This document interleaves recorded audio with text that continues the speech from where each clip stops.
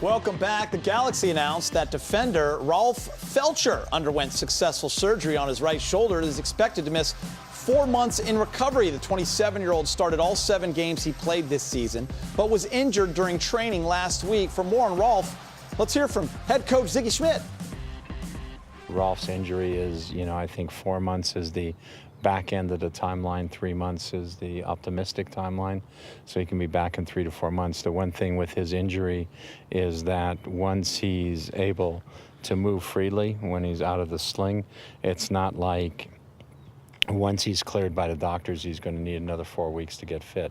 He's going to be able to do everything in terms of fitness. It's big. He's been one of our better players. He's been getting up and down the line a lot. He's been solid defensively, so that's a tough blow to the team. But if they ask me to play the position, I'm going to do as best I can, and hopefully we get a string of wins. Obviously, you were in the lineup last week with him out. How does that, just for you personally, go into that role?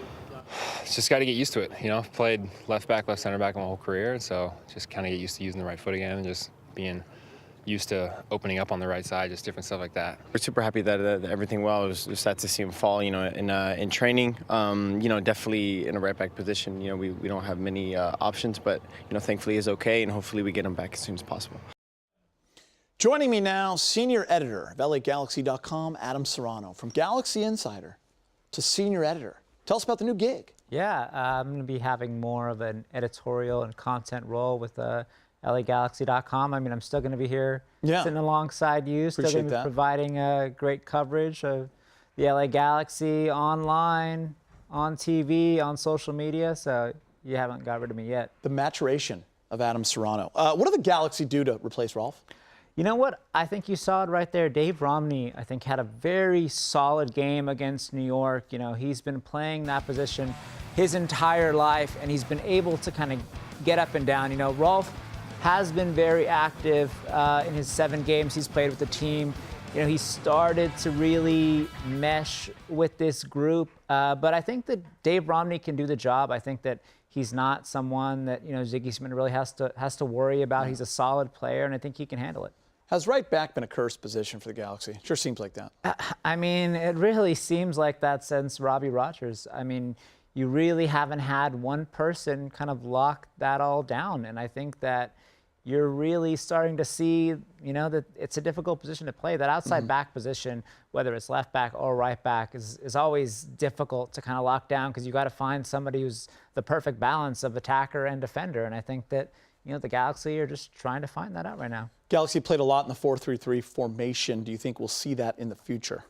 I think we will. I think that they want to find some way to kind of give Zlatan the ball. I think that when you see this formation right now, obviously it can move because you've got, Giovanni Dos Santos. They want to push him a little bit higher.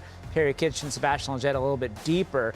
But you basically want those 4 of Ola, Zlatan, and Roman and Gio to kind of be pushing at defenders. I mean, that's a great 4 right there. But we have to see how it works with the fluid way with defensively, because too often, you can kind of lose the ball in the midfield because you basically got 2 guys in Sebastian or Jonathan and Perry Kitchen kind of handling and carrying all that water, which creates a lot of pressure if you lose the ball. So I think that it is something that we might see. I think Ziggy's still kind of tinkering with what he wants, but he wants his guys to be able to, put in that work defensively, but he wants his guys like Gio, like Zlatan, he wants them closer to goal. And I think that we saw in New York that he had those people in those right positions. All right, so the Galaxy lost 3-2 to the Red Bulls on Saturday, but it was not without controversy. 2 disallowed goals for the Galaxy. Dave Romney was called for a handball that was upheld by the video assistant referee and led to the game-winning penalty kick. The Galaxy's opinion of the state of VAR hasn't improved in the days since that loss. I mean, it's just unfortunate. I've told a couple of people this, but I can see how the ref might call a handball live because my arms were up. But once you review it, once you slow it down, once you have VAR, then you got to make the right decision. It hit my back.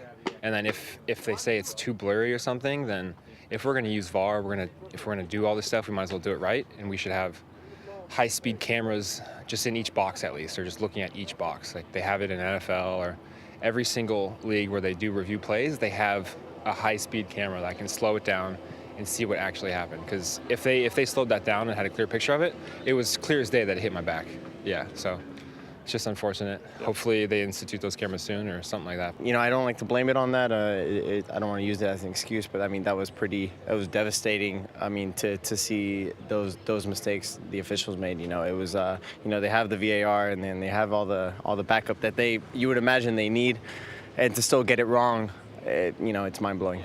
For me, so people understand, it's not necessarily VAR that is the issue for me, because VAR is only going to overturn something when it's you know, when it's clear and obvious that there was an error made, you know. But where my issue is more with the consistency of the calls by the assistant referees, in terms of, you know, okay, if the offsides is close, either we all keep our flag down or we all put our flag up. But if for one team the guy puts his flag up and then it's not clear and obvious that it was not true, then the goal stands. And if the other guy puts his flag up and then it's not clear and obvious that it was not offsides, then that goal doesn't stand.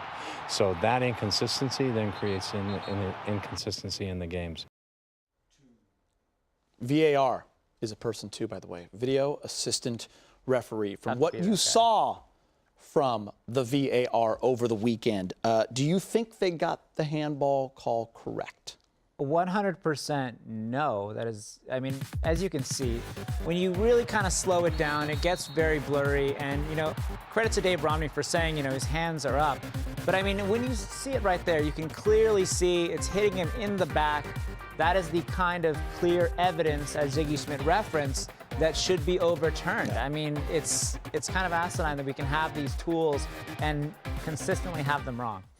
Ziggy talked about the inconsistencies in the calls. Are you seeing that across the board? I mean, I think that you kind of see that a lot in Major League Soccer, but I think what he's really referring to is just understanding how you're going to look at an offside play, how you're going to look at certain positions. Because if you look at Zlatan Ibrahimovic's play, I mean, is he a little bit offside in one point?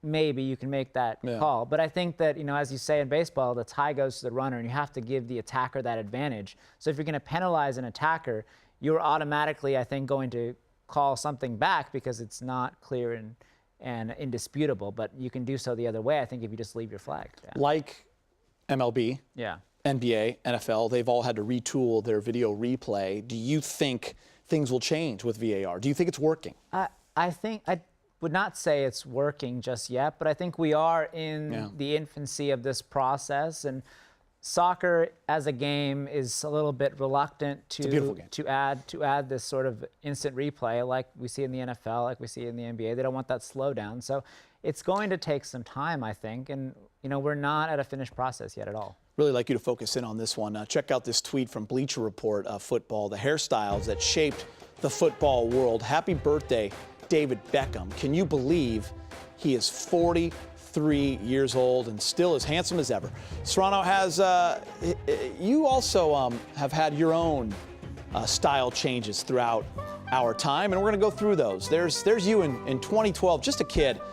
2013, you were really trying to find your look.